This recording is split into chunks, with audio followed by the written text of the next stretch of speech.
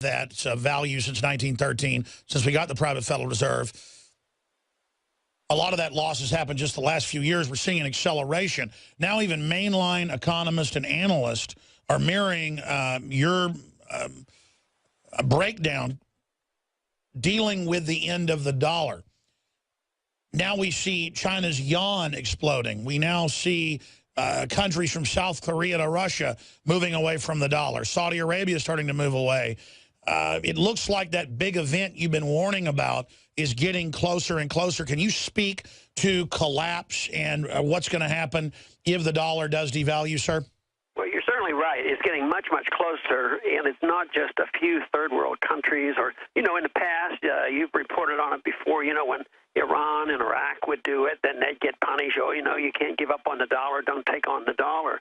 But now it's people like, the Germans aren't all that happy with us. And I saw today that the French are pretty annoyed with us, too, about, how we handle our monetary policy and how we treat the people, with spying on them and all the rest.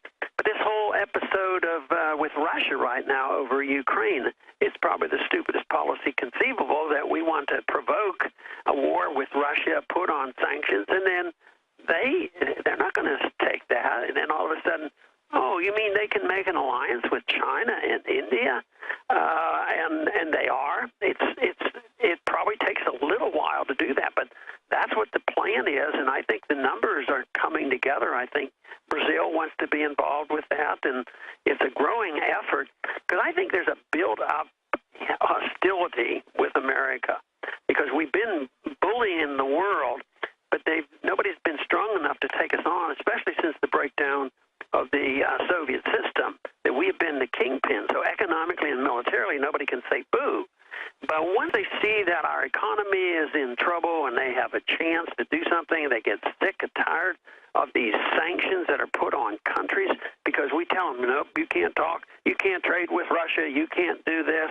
Well, I think when we start to slip as we are, I think there's going to be piling on. I think the piling on has already occurred, which means that we're closer to that point where there may be a precipitous fall.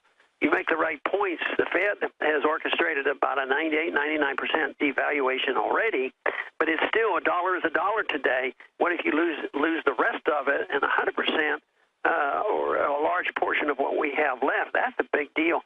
And if you look at all the currency destructions around the world, the end stages go very rapidly. Most people remember now about Zimbabwe dollar, but they only remember the 2 or 3 months that it was in the news.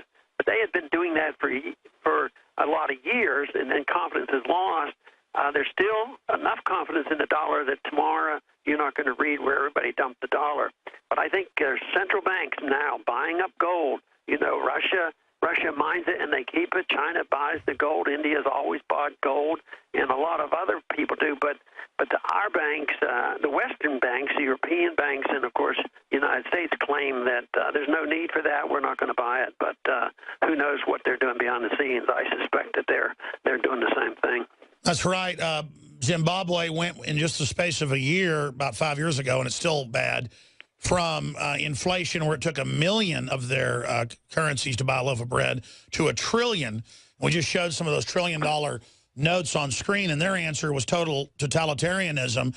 And as a historian, as a medical doctor, as a von Mises Institute fellow, I know that you've studied history, but undoubtedly the establishment's rabbit out of a hat is the armored vehicles, the checkpoints, the NSA surveillance. They think authoritarianism is going to hold this together, and their nukes are going to menace the rest of the world. But then our own elite hate America, the old America, the ideas of liberty. They share that with the rest of the world that dislikes our imperiousness.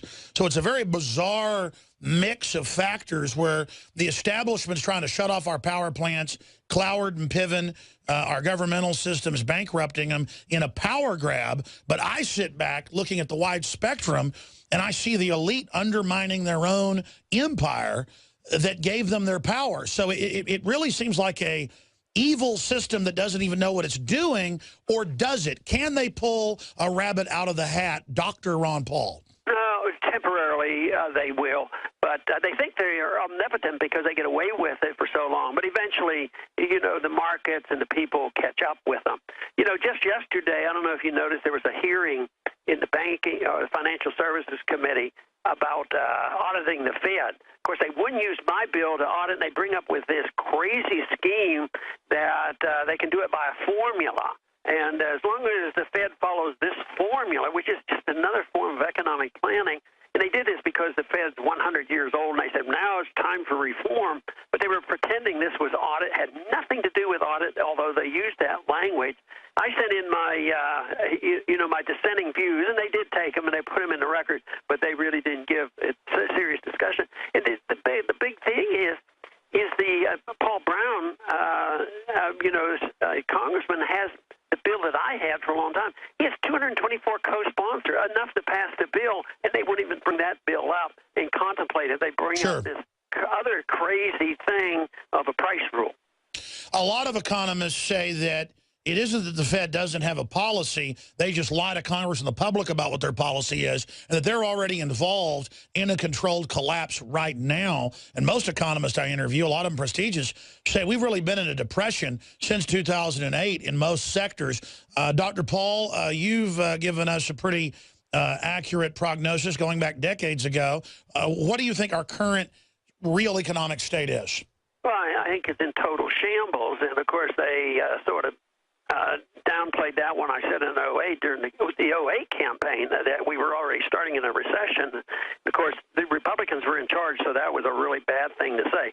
No, I think certainly for the lower half of our economy, of our people, the middle class and down, they're in a depression. Their standard of living isn't going up, and real income hasn't gone up since the Bretton Woods broke down. Since we went totally off the gold standard, real wages have not going up.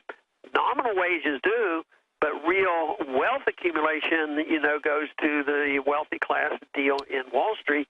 And even the Fed, they haven't been shy about saying, well, we are going to interfere. We have a plunge protection team. We have to go in there and protect the markets. Well, all this monetary inflation has gone to the market. But I think ultimately, and I think that's what you're suggesting, will they be able to protect themselves? A few maybe, but there's going to be a lot who have benefited by this. They won't know when to get out either, and it looks very, very shaky right now. I do not believe, now they're saying, well, no more quantitative easing, and we're going to quit by October. But they don't have the biggest idea what conditions will be like in October. But they claim they're going to quit quantitative easing, but they're not going to allow interest rates to go up. Well, that means they're going to print money anyway, and they'll buy something else. It's just that they're not going to buy any more long-term bonds. So and then they're always in the business of deceiving us. Exactly, and then that inflates the stock market. That's where the inflation's going, and people think it's really super valued, but it's not. It's actually just bought and devalued dollars. A very dangerous game indeed. Talking to you, who's obviously a very wise man, who's been a Air Force, a medical air corpsman, medical doctor, Congress, author, the whole nine yards. You're a smart guy. And if I was sitting there with you on the fishing dock, just between me, you, and the fence post, and I said, Dr. Paul, where do you really think America and the world's going in your gut? In 120 seconds, let's say if you were talking to your grandson and you were giving them advice, really giving them the skinny, what does your gut tell you is going to happen long-term to civilization? Well, long-term, I'm not as pessimistic as I am short-term. There's no way that the Congress, a president, or a few more members of Congress are in the Senate will all of a sudden be able to reverse this because the momentum is so strong, the debt is so big that, the debt has to be liquidated. The only question how you liquidate debt is you don't pay it, which isn't the case for a country like ours. They always pay it, but they pay it with paper money and devalue the currency. So we're locked in. It's not going to change. We're not going to all of a sudden, that's not going to quite so many wars.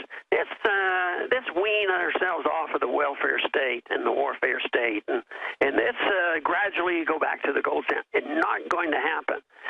Where I believe is we're quite capable in 5, 10, 20 years from now of having a group of people who have been influenced by everything from radio shows to the internet and all the things going on, Austrian economics, because there's been a tremendous amount of excitement and understanding of the Federal Reserve in the last 5 years.